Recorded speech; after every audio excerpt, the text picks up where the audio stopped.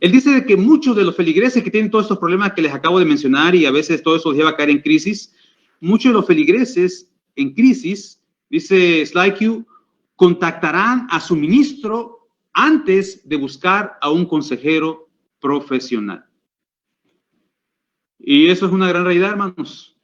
Las personas que tienen muchos problemas, usted muchas veces se va a convertir en su primer recurso. Es decir, antes de ir al consejero profesional, va a llegar con usted. Antes de ir al psicólogo, va a llegar con usted. Antes, ¿verdad? De buscar otro tipo de ayuda, pues las personas van a acercarse a usted. Y es ahí entonces donde el ministro debe tener algunas herramientas, algunos recursos para poder ayudar a las personas. Porque a veces con el ánimo de ayudar, a veces uno termina haciendo más daño, ¿verdad? Usted ha visto que los paramédicos dicen, ¿verdad? Que cuando usted encuentra a una persona, ¿verdad? Que ha sido atropellada, pues que llame a la ambulancia y que espere que lleguen los paramédicos, porque usted a veces con la intención de ayudar puede terminar lastimando más a las personas. Y yo creo que a veces le pasa lo mismo a los ministros, ¿no? No son malintencionados. Ustedes que sirven en sus comunidades de fe no tienen una mala intención. Pero a veces cuando no tenemos los recursos, las herramientas, podríamos hacerle más daño a las personas. Incluso con una noble intención de intentar, ¿verdad? Ayudarles. Y se convierte incluso más triste eso todavía cuando usted como ministro no se convierte solamente en el primer recurso que tiene la comunidad de fe. A veces usted es el único recurso que va a tener esa persona.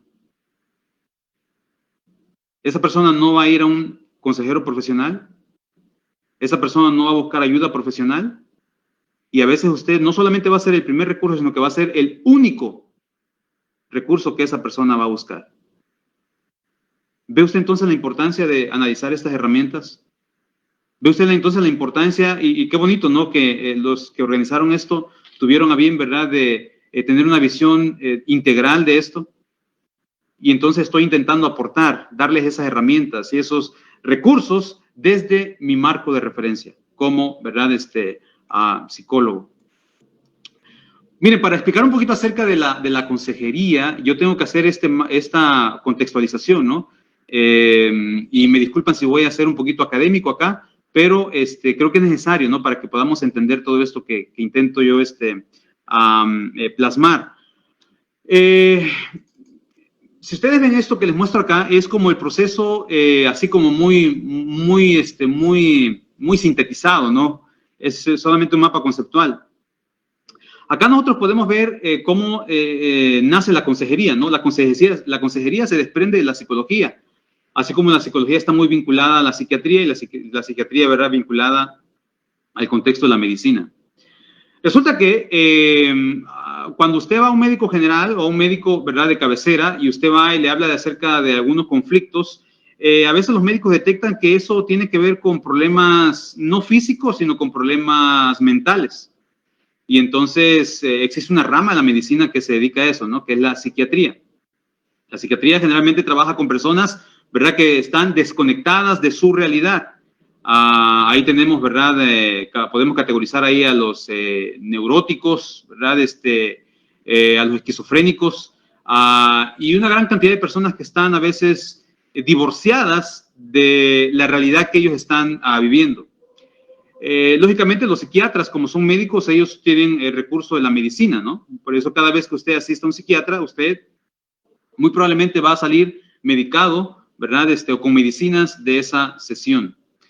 Después de la Segunda Guerra Mundial, cuando llegaron tantos soldados después, ¿verdad?, de luchar contra, ¿verdad?, las fuerzas nazis allá en Europa, estos soldados norteamericanos regresan y los psiquiatras se dan cuenta que no es suficiente con la medicina, sino que debe existir algo más. Y es ahí donde la psicología da un paso para poder incursionar con la salud mental. Pues antes la psicología era meramente, ¿verdad?, en el campo experimental, de la observación. Pero a raíz, ¿verdad?, de tanto estrés postraumático con el que regresaban los soldados de la guerra, pues la psicología empieza a incursionar también en esta área. Resulta, hermanos, que con el tiempo se empieza a estigmatizar, ¿no?, a estas personas que iban al psicólogo, porque pues definitivamente quien va al psicólogo en nuestros países pues es etiquetado como una persona desconectada de su realidad, ¿no? Nosotros, por ejemplo, los psicólogos tenemos el Manual Diagnóstico Estadístico de los Trastornos Mentales, que es como la Biblia de nosotros, ¿no? Es como la Biblia en el campo profesional, ¿verdad? Desde que nace, ¿verdad? En la década de los 50, después de la Segunda Guerra Mundial, se ha ido revisando y estamos ahorita en la quinta edición. Y cada vez se hace más grande, ¿no? Cada vez se hace más grueso, más grueso, más grueso, más grueso. Y se quitan trastornos que se creían que eran trastornos, ¿verdad? Se ponen, y bueno, se hace una revisión. Y eso se hace en Estados Unidos, ¿no? El caso es que las personas a veces eran etiquetadas, ¿verdad? De tener patologías, y cuando hablamos de patologías mentales, pues ya la gente se asusta, ¿no? Entonces, cuando surge ahí el campo de la consejería. ¿Por qué? Porque nos damos cuenta, o se dieron cuenta ellos, que hay personas que tienen problemas que no necesariamente están conectados con una patología, con un trastorno, con una conducta anormal, sino que son problemas, vamos a decirlo así, normales, entre comillas lo hago, ¿no? ¿Problemas normales en qué sentido? Bueno, si tengo problemas con mi esposa, probablemente no necesito un psicólogo, no necesito un psiquiatra, probablemente simplemente necesito una orientación por parte de un consejero. Y entonces en Estados Unidos empiezan a crear todas estas carreras, ¿verdad? Escuelas, ¿verdad? De terapia familiar, y especialmente, ¿verdad? En el país del norte es donde empiezan a incursionar, ¿verdad? Después en Europa. Y el caso es que surge entonces así la consejería como un brazo de ayuda para la psicología, que también había surgido, ¿verdad? Como un brazo de ayuda para la psiquiatría, que también se había derivado de la medicina. Y eso es lo que intento yo plasmar acá en este pequeño mapa conceptual que les puse. Según lo que dice SlideQ, usted y yo a veces vamos a estar acá, en el campo de la consejería. Pero es importante que nosotros entendamos que si vamos a actuar, ¿verdad? Y a veces no es cuestión de que hayamos pasado por procesos ¿verdad? De formación, sino que las personas simplemente acuden a nosotros y nos piden consejos. Y entonces ese es un dogma, ¿no? En consejería cristiana, que todos de alguna manera damos consejos, directa o indirectamente. Todos, a un compañero de trabajo, un compañero de universidad, a un familiar, se le viene y se le acerca a usted para pedirle orientación. Ahora, no todos damos una orientación sistematizada, pero sí todos a veces damos una opinión, ¿no? Decimos, mira, tienes que hacer esto y esto y esto. De manera muy informal estamos dando, ¿verdad? Consejería, estamos orientando a las personas. Pero en el campo de la consejería, entonces, aquí pues, nosotros podíamos, ¿verdad? Si vamos a hacer ese primer recurso o ese único recurso que van a tener las personas en la congregación, pues entonces es importante que analicemos qué elementos tiene que brindarnos, ¿verdad? La terapia o los procesos de psicoterapia a nosotros que estamos trabajando con comunidades de fe en las iglesias. Y entonces, aquí es donde yo empiezo a mencionar algunos recursos que yo en lo particular, en mi opinión, yo creo que pueden ser de mucha utilidad para usted que está trabajando en la iglesia. Y traté de buscar, ¿verdad?, de escritores que fueran, ¿verdad?, lo más conservadores posibles, ¿verdad? De hecho, este autor que estoy mencionando acá es un escritor que usted tal vez ya ha estudiado, ¿verdad? Es como uno de los primeros libros que uno estudia, libros básicos, ¿verdad?, de cuando uno está incursionando a esto de la consejería cristiana. Y Giles, él cuando habla acerca de esto, ¿verdad?, él dice que hay algunos elementos básicos que se encuentran y se deberían aplicar en la etapa inicial de ayudar a una persona. Y digo la etapa inicial porque hay varios procesos, ¿no? Hay varias etapas, pero aquí voy a limitarme solamente a mencionar esa etapa inicial, porque es aquí donde las personas buscan ayuda con usted. Usted tiene la experiencia, por ejemplo, que después de la reunión se le acercan algunos hermanos para contarle algún problema. Usted tiene la experiencia que después, ¿verdad? Del estudio bíblico en la noche, se le acercan algunos hermanos para contarle su dificultad. Usted tiene la experiencia que algunos hermanos le llaman por teléfono cuando tiene algunas dificultades. Y entonces, según este modelo, que son elementos básicos, ¿verdad? En las primeras clases de consejería ministerial se mira esto. Estas cosas tal vez le pueden servir a usted. Un modelo, ¿verdad?, en psicoterapia o un elemento sencillo es el elemento de la escucha activa. Y aquí, ¿verdad? Es donde surge un proceso de psicoterapia. Es decir, un elemento tan sencillo como el mismo hecho de saber escuchar a las personas. Y yo he encontrado que a veces para ustedes que son predicadores eso podía ser un reto. Porque el predicador no va a escuchar a la gente, el predicador va a hablar, ¿verdad? El predicador cuando llega está listo para abrir su Biblia y para empezar a decir lo que Dios tiene que decirle a la persona.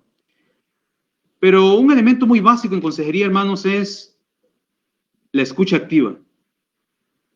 Cerrar la boca y escuchar un proceso de 20, 25 minutos todo lo que la persona tiene que decir. Y entonces, ¿verdad? Como la persona se logra expresar, la persona logra, ¿verdad? Pues hacer esta catarsis que ya todos conocemos. La persona, ¿verdad? Logra desenmarañar, mientras la persona está hablando, está desenmarañando todos sus problemas. Como cuando usted dice, ¿verdad? Cuénteme qué problema tiene y la gente dice, tengo tantos problemas. Y usted dice, bueno, cuénteme el problema más serio de estos. ¿Pero por cuál empiezo, hermano? Bueno, por el que usted quiera empezar. Y entonces la persona empieza a hablar, empieza a hablar, empieza a hablar, empieza a hablar. Y probablemente usted se va a convertir en ese único recurso que por primera vez alguien le está escuchando atentamente. Y claro, que usted en su momento va a tener que darle, ¿verdad? Una orientación a la luz de sus convicciones religiosas, ¿verdad? A la luz de la palabra de Dios. Pero en esta primera fase va a ser muy importante. Y uno encuentra cosas como la gente dice, ¿no? Fíjese, hermano, que por lo menos ahora ya tengo más claro el panorama. Claro, estaba mientras hablaba, iba sacando sus problemas, e iba desenmarañando todos esos problemas que están ahí en su mente. Y al final, el hecho de simplemente haber sido escuchado sirvió ya como un proceso terapéutico inicial para esa persona. Hermano, yo sé que usted a veces tiene muchas cosas que decir y usted quiere decir muchas cosas, pero a veces lo más sano es simplemente quedarse callado y escuchar a la persona. Y ya con el simple hecho de escucharle, usted ya está haciendo mucho por esa persona, por ese individuo. Lo otro que también, ¿verdad? Vemos en este modelo es el establecimiento de metas. Cuando una persona, ¿verdad? Se le acerque a usted, es muy importante que usted establezca metas claras, porque a veces las personas tienen muy claro cuál es su problema, pero no tienen claro qué es lo que deben de empezar a hacer para salir de ese conflicto. Pero no tienen muy claro a veces qué es lo que deben dejar de hacer para salir de ese conflicto. Entonces, en un elemento muy básico que estoy mencionando acá, usted ayude a esa persona, ¿verdad? A establecer metas. Puede ser que a veces el problema no es el problema que esa persona está presentando. Puede ser que el problema que él presenta sea simplemente el síntoma. Sería un error que un médico le diera solamente acetaminofén a una persona, ¿verdad? Para la fiebre. El médico debe buscar cuál es la causa de esa fiebre. Entonces, nosotros a veces intentamos, ¿verdad? Dar consejos y intentamos hablar, pero es importante, hermanos, que logremos establecer metas para esa persona. Ok, estamos muy claros que este es el problema que tú tienes. Ahora vamos a ver a dónde quieres llegar. ¿Qué es lo que tú esperas recibir al final de este proceso? ¿Cómo le gustaría a usted que fuese un desenlace muy positivo para usted? Incluso, hermano, la experiencia me dice a mí que muchas veces el problema no es el problema. Lo que intento decir a veces es que el problema a veces es la manera como esa persona ha intentado solventar su problema. Sí, por ejemplo, esos problemas matrimoniales que a veces tienen las personas, el problema es que no han buscado las herramientas, los recursos adecuados para poder solventar su situación. Y entonces uno le pregunta a la persona, ¿no? ¿Qué es lo que ustedes ya han hecho que no ha funcionado? Bueno, es lo que no vamos a hacer, porque ya nos dimos cuenta que no va a funcionar. Pues ustedes ya lo intentaron y no funcionó. Pero, ¿qué es lo que no han hecho? Y entonces juntos vamos a ver que ustedes no han hecho, porque probablemente, ¿verdad? Si ustedes se esfuerzan y me esfuerzo también yo, juntos vamos a poder salir de esta situación. Va a ser muy importante entonces que establezcamos metas muy, muy claras en todo esto. Otro elemento básico, esto lo vemos ya más de Rogers, ¿verdad? La empatía, y ya todos saben, ¿verdad? No sé quién acuñó esa frase que hizo famosa de ponerse en los zapatos del otro, aunque ustedes los ministros no solo se ponen los zapatos, ustedes caminan con los zapatos del otro ¿verdad? Ustedes se meten, se cargan esos problemas encima, ¿verdad? Y ahí andan con esos problemas, ¿verdad?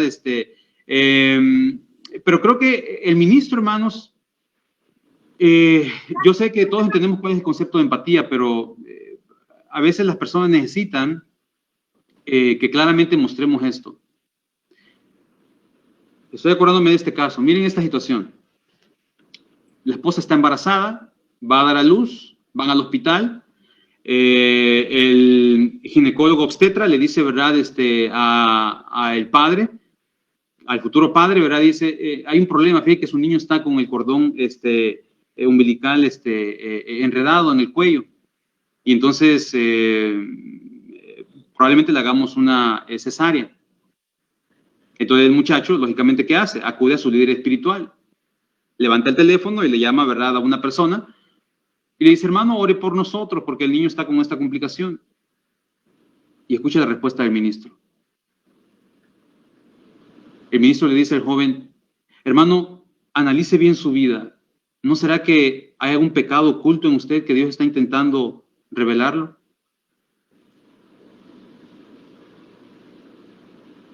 Cuando esta persona me cuenta esta situación, yo digo, ¿de verdad hay ministros así en la iglesia?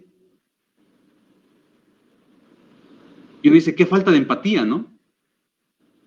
En este momento de sufrimiento, en este momento de crisis, donde busca su líder espiritual, se encuentra con una persona que está acusándolo indirectamente de algo, ¿no? Hermanos, creo que cuando enfrentamos muchas situaciones, que ustedes saben mejor que yo de esto, porque ustedes trabajan en las iglesias, creo que necesitamos tener más un corazón de pastor. Yo sé que a veces quieren ser ustedes corazón de profeta, amonestar lo que está mal, denunciar lo que está mal. Pero un corazón de profeta sin corazón de pastor creo que no funciona bien. Creo que hay que tener corazón de pastor. Y, ¿verdad?, de ver esa alma que está afligida, esa alma que está en diferentes dificultades y tener un poquito más de empatía por las personas. Y otro elemento básico en la etapa inicial es la derivación. Es decir, nos vamos a tener que dar cuenta que hay situaciones donde el ministro debe decir, ok, yo definitivamente no puedo con esta situación. Yo no soy un Superman, yo no soy aquí un psiquiatra, yo no soy un psicólogo, yo no soy un consejero profesional, así que voy a derivar a esta persona con alguien más. Y reconocer que hay cosas que usted no puede hacer. Reconocer, ¿verdad?, que, por ejemplo, si alguien viene y le dice, ¿verdad?, que está en una depresión profunda, bueno, primero hay que entender que es una depresión, ¿no? Porque hoy en día todo el mundo habla de depresión, pero hay estándares, hay el manual clínico, ¿verdad?, dice, ¿verdad?, qué características debe tener una persona, ¿verdad?, para estar depresiva. Y entonces usted no tiene esos recursos, no tiene esas herramientas, hermano, está bien, usted dé su orientación espiritual, dé su ayuda espiritual, pero también aprenda que hay cosas que usted no puede solucionar y es mejor derivar a la persona con otra persona, con un profesional, que le va a ayudar, va a seguir ese proceso de ayuda que usted ya inició, ¿verdad? Y de esa manera creo que le vamos a estar haciendo un gran favor a la persona que está en necesidad. Tengo aquí otros elementos, ¿verdad? Voy a mencionarlos muy brevemente, que ya veo que el tiempo me está empezando a ganar. Hay recursos disponibles que nosotros tenemos, ¿verdad? Acuérdense, estoy hablando de el marco de referencia de un terapeuta profesional. No estoy hablando, ¿verdad?, de un ministro de iglesia, pero mi tesis es que podemos utilizar los procesos psicoterapéuticos que encontramos, ¿verdad?, en el contexto de la psicología y podemos aplicarlos a la iglesia. Entonces, esto es lo que yo conozco y esto es lo que yo les muestro, ¿no? Miren, acá menciono varios, ¿verdad? Por ejemplo, el enfoque humanista de Rogers, ¿verdad? De él, un gran teórico humanista que se hizo famoso con su terapia no directiva. Cuando digo no directiva, ¿verdad? Me refiero a que usted como ministro puede utilizar estos recursos, estas herramientas. Por ejemplo, cuando alguien viene a contarle sus problemas, usted se ve muy tentado a veces a decirle, ¿verdad?, eso es lo que tiene que hacer. Pero a veces la persona no necesita que se le diga lo que tiene que hacer, ¿verdad? Sino utilizar el enfoque humanista de Rogers y decirle a la persona, bueno, cuáles son sus opciones, ¿verdad? Qué es lo que podría pasar si usted toma esta decisión. Y así dejamos que la persona construya su propio árbol de decisiones y entonces la persona puede ir, ¿verdad? Construyendo su propio proceso, ¿verdad? Para salir de conflicto, y eso no genera dependencia, porque ese es un problema cuando utilizamos este enfoque. Las personas dependen de usted como consejero. ¿Cuántas veces no me han dicho a mí por teléfono, hermano Lupe, lo que usted me diga, eso voy a hacer? Y las personas le dicen así a usted, ¿no? O también nos dicen las personas, hermano Lupe, ¿qué haría usted? Entonces, ¿qué intenta hacer la persona? Intenta desplazar sobre nosotros esa decisión que él o que ella no quiere tomar. Entonces preguntan, ¿qué haría usted, hermano? Y mi respuesta es, aquí no importa lo que yo haría, lo que importa es lo que usted va a hacer. Y entonces, ¿verdad? ¿Por qué? Porque yo puedo responder desde mi propio marco de referencia. Y a veces, ¿verdad? Los predicadores dicen, es que yo me acuerdo que una vez yo solucioné ese problema así, pero acuérdese que no es el mismo problema. Es un contexto totalmente distinto, totalmente diferente. Entonces podríamos utilizar esa herramienta, ¿no? Esa herramienta que encontramos ahí. O también podríamos, ¿verdad?, utilizar el gran enfoque psicoanalista que cuando la psicología llega aquí a Latinoamérica, llega con ese auge, con esa ola psicoanalista, ¿verdad?, de Freud y todos, ¿verdad?, toda esa escuela psicoanalítica que surge principalmente allá en Sudamérica y que después llega para acá, al resto de Latinoamérica. Esto es un enfoque más directivo, esto creo que practican más ustedes como predicadores, ¿verdad? Abren sus Biblias y le dicen a la persona lo que debe hacer. Y también creo que en ocasiones sí se debe de tener este enfoque psicoanalítico, ese enfoque directivo. Hay cosas donde uno, pues definitivamente no debe decir a las personas eso no está bien. Y entonces uno usa estas estrategias, ¿no?, de confrontación. Decir a la persona que no está bien lo que está haciendo. Pero los grandes aportes psicoanalíticos, hermanos, es, por ejemplo, cuando usted tiene delante a una persona que le está contando su problema, es muy interesante, por ejemplo, analizar el contexto de vida, ¿no? Y ese es el gran aporte. Por eso se hizo famoso Freud, por el famoso inconsciente, ¿no? El hecho de a nadie se le había ocurrido antes, ¿verdad? De que en nuestra niñez nosotros, ¿verdad?, internalizamos muchas conductas que después vamos a repetir cuando somos adultos. Lógicamente, Freud tiene muchos, ¿verdad? Muchas personas que critican y que cuestionan su escuela, pero nadie va a negar, ¿verdad?, que es muy importante este elemento de cuando usted ve a una persona, esa persona es producto de un largo proceso de vida y probablemente usted en 20 minutos no le va a arreglar un problema de 20 años. Usted debe analizar que esos problemas que menciona esta persona están muy vinculados muy probablemente a su niñez. Muy probablemente todas las cuestiones que, ¿verdad?, menciona están muy vinculadas, ¿verdad?, con su pasado. Y lastimosamente en la iglesia nos encontramos con estas situaciones, ¿no? Personas que no se aprenden a perdonar a ellas mismas. Dios ya los perdonó, su familia ya los perdonó, la iglesia incluso ya los perdonó, pero siguen batallando ellos porque no se han aprendido a perdonar ellos mismos. No se han perdonado. Y entonces nosotros tenemos que partir de esa base psicoanalítica y decirle que el pasado es muy importante, pero no determinante. El pasado es muy importante, pero no es determinante. Y creo que entonces, tomando de aquí, tomando de allá, aprovechando esta herramienta y esta otra, que es lo que estoy haciendo ahorita, ¿verdad? Estoy dando como una ensalada, ¿verdad?, de cosas, porque no puedo detenerme en cada una de ellas por cuestión del tiempo, pero ojalá que más de alguna de estas cosas le pueda funcionar a usted, con las personas que usted trabaja en la iglesia. Me encanta, ¿verdad? Porque yo soy, por ejemplo, yo soy sistémico, ¿verdad? Yo soy de un enfoque sistémico. Y también el enfoque sistémico lo pueden utilizar los ministros. ¿Y a qué me refiero con el enfoque sistémico? Bueno, en California, la escuela de Palo Alto, con muchos teóricos, ¿verdad? Ellos empiezan a decir que los problemas, por ejemplo, de las personas están muy vinculados a su entorno social. Si usted se acuerda, usted estudió teorías como la de Uri Effenbrenner, que hablaba de un sistema ecológico, y entonces él habla primeramente del microsistema familiar, como que es lo que primero nos afecta a nosotros, y entonces uno puede darse cuenta que muchos de los problemas que tenemos en nuestras iglesias están vinculados con un enfoque contextual. ¿A qué me refiero? Amado Lupe, usted no está entendiendo nada de lo que está diciendo. Bueno, dicen que un ejemplo habla más que 1000 palabras, ¿no? Imagínense un niño que está sacando malas notas en la escuela. Entonces, el niño está sacando malas notas y entonces lo llevan con la maestra, lo remite, ¿verdad? Porque dice, este niño venía bien, no había tenido problemas, pero ahora está presentando dificultades. Entonces, el enfoque sistémico nos diría que el problema de este niño está vinculado a su contexto familiar. Entonces, el maestro, el consejero de la escuela, el psicólogo indaga más en la vida de este niño y se está dando cuenta que sus padres están en proceso de separación. Entonces el enfoque sistémico me dice que lo que ocurre en el sistema afecta indirectamente a cada miembro del sistema. Entonces, el problema es la separación de, ¿verdad? Los padres, o que los padres estén discutiendo, estén peleando constantemente delante del niño, eso está afectando en su rendimiento académico. Ese es un enfoque sistémico. O, por ejemplo, la mujer, por ejemplo, que el esposo le da el dinero y ella se gasta todo, ¿verdad?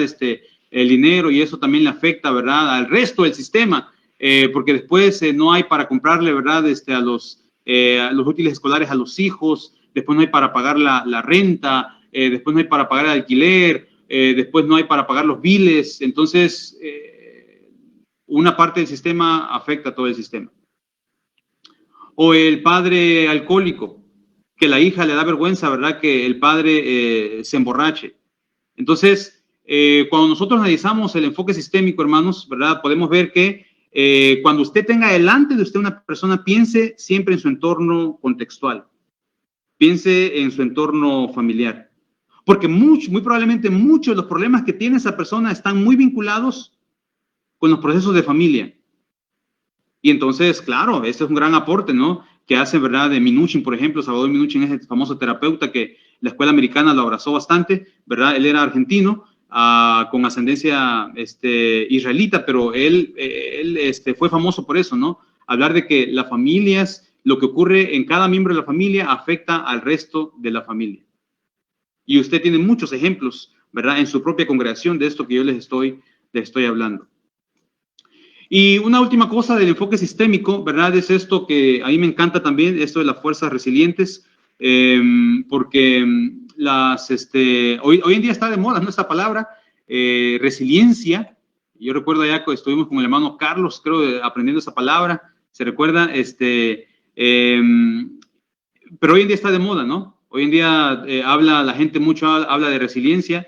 En el deporte también he empezado a escuchar esa palabra, ¿verdad? Dicen, el equipo tuvo resiliencia, ¿verdad? Porque logró remontar de 2-0, ganó 3-2. Hoy en día se habla de resiliencia empresarial también, cómo las empresas van a salir adelante de este conflicto, ¿no? De esta adversidad que trajo la crisis sanitaria. Pero el enfoque sistémico también nos aporta mucho cuando hablamos de resiliencia en el contexto del hogar. Por ejemplo, las familias, hermanos, las familias, ellos en el pasado, ellos ya tienen victorias, ¿verdad? Que han logrado juntos. Y es importante, ¿verdad? Que uno les haga ver que ya han podido salir de situaciones difíciles y también van a poder salir de esta, ¿verdad? De cualquiera que sea el problema que ellos están enfrentando. Es muy importante también que abracemos, por ejemplo, la resiliencia, porque la resiliencia para los que, ¿verdad? Tal vez escuchan por primera vez esta palabra, es la capacidad que tiene el ser humano para salir adelante aún en contextos muy adversos, ¿verdad? Pero la resiliencia ofrece esperanza, y la resiliencia ofrece, ¿verdad? Esos procesos de cambio, y el cristianismo eso hace. El cristianismo cree en procesos de cambio y tenemos eso en común, ¿verdad? Cuando usted le evangeliza a alguien, cuando usted le predica a alguien, usted cree que el cambio es posible, y también un psicoterapeuta cree que el cambio es posible, y por eso inician, ¿verdad? Estos procesos de ayuda para que la persona pueda mejorar. Entonces, las fuerzas resilientes también puede ser un gran recurso que usted puede utilizar. Creer que Dios ha depositado en el ser humano esa fuerza del yo, ¿verdad? De salir adelante a pesar de muchas adversidades que se pueda tener en la vida. Y usted puede estudiar mucho, le voy a dar algunos nombres que usted puede estudiar. Boris Cyrulnik, este escritor francés, ¿verdad? Él habla bastante acerca de esto. Emily Brenner, ¿verdad? Ella también habla acerca de esto. Ruth Smith, Michael Ruther, son algunos teóricos, ¿verdad? Que han escrito sobre cómo el ser humano se puede levantar del fracaso. Cómo el ser humano, por más que haya tenido dificultades en la vida, puede, ¿verdad? Aún así, en el contexto de mucha adversidad, puede salir adelante. Y ese es un término psicológico, ¿verdad? Y en la Biblia también encontramos muchos ejemplos, ¿verdad? De resiliencia. En los proverbios también encontramos, ¿verdad? Por ejemplo, ¿verdad? Que el justo cae 7 veces, pero 7 veces se levanta, y cosas así, ¿no? Que nosotros podemos encontrar en la Escritura también. Muy bien, para ir avanzando, porque ya el tiempo, ¿verdad? Avanza también, quiero darles un ejemplo. Usted dice, al hermano mucho bla, bla, ¿verdad? Y no da un ejemplo práctico de las cosas que realmente nos interesan a nosotros. Miren, podría hablar yo de muchas cosas, pero he decidido tomar este ejemplo, a ver si me funciona. Ok, aquí es un ejemplo de ayuda sistematizada. Este es un modelo que utilizamos nosotros. Hay varios modelos, ¿eh? Uno no debe de casarse con un solo modelo. Un modelo, estos son teorías que no son camisas de fuerza, ¿verdad? Se pueden aplicar en ciertos contextos y en otros no. Pero imagínense que alguien en su iglesia está pasando por un proceso de duelo. Ojo, cuando hablo de duelo no me refiero exclusivamente a la pérdida de un ser querido. Porque el duelo ocurre también cuando uno, por ejemplo, pierde un trabajo. El duelo es una pérdida, ¿verdad? Usted sufre a causa de la pérdida de algo. En este caso, cuando hablamos de duelo, lo más que se nos viene a la mente es la pérdida de un ser querido, ¿no? Pero a veces uno hace duelo por la pérdida de un empleo, a veces por la pérdida de una casa, a veces por la pérdida de una relación, a veces incluso hay personas que hacen duelo por la pérdida de una mascota, ¿verdad? Yo conocí una persona, por ejemplo, que se le murió su perrita y me dijo, ¿verdad?, cuánto había gastado y todo eso. Y cuando me contaba su historia, yo me puse a reír de ella, ¿verdad? Me reí de que hubiese gastado tanto dinero en un animal. Y ella se ofendió, hermanos. Ella dormía con ese animal. Dormía con esa mascota. Había estado casi, ¿verdad?, 15 años con ese animalito. Y estaba casi en una depresión clínica, ¿verdad? A causa ¿verdad? Del apego que había generado. Y a mí me pareció curioso, me pareció chistoso, ¿no? Decirle tanto por un animal, pero definitivamente las personas hacen duelo por muchas cosas, ¿verdad? Por ejemplo, con el fenómeno de la migración, ustedes que están en Estados Unidos, ¿verdad? Ese padre que viaja hacia el norte, ¿verdad? La familia hace duelo ante la pérdida de esa figura. Saben que no se ha ido, no es que se ha muerto, pero saben que va a estar la ausencia. Y entonces las personas, ¿verdad?, experimentan el duelo. Pero vamos a utilizarlo en el ejemplo más práctico, ¿no? Y el ejemplo más práctico es con la pérdida de un ser querido. Entonces, podríamos ver entonces esto. Mire, este es un modelo de Horowitz. Ante la crisis, ¿verdad?, ante la pérdida, el ser humano pasa por todos estos procesos que menciono acá yo, ¿verdad? Tal vez no se manifiesten de la misma manera, pero, por ejemplo, ante el suceso, que puede ser un suceso de crisis, ¿verdad? Lo primero que brota, ¿verdad?, en el ser humano es esto que es el desorden. Por ejemplo, a una persona le da la noticia de que ha sido despedido, entonces se pone probablemente a llorar o se pone enojado. El caso de una persona, por ejemplo, que le avisan que ha fallecido un ser querido. Imagínense ahorita con el problema que estamos teniendo con el asunto del COVID, ¿verdad? No sé cómo sea allá en sus países, pero por lo menos acá en Honduras, lo que el gobierno estaba haciendo era, moría la persona en el hospital y directamente de la morgue, ¿verdad?, lo sacaban ya en un ataúd totalmente sellado, y de ahí iban, ¿verdad?, inmediatamente al cementerio, y todo este proceso duraba, ¿verdad?, menos a veces de 24 horas. Y entonces la persona a veces no tenía acceso a estos rituales que tenemos nosotros en nuestros países, estos rituales del funeral, por ejemplo. Y el ritual del funeral es un proceso terapéutico ya. ¿Por qué? Porque la persona, en su esquema mental, se está despidiendo de su ser querido.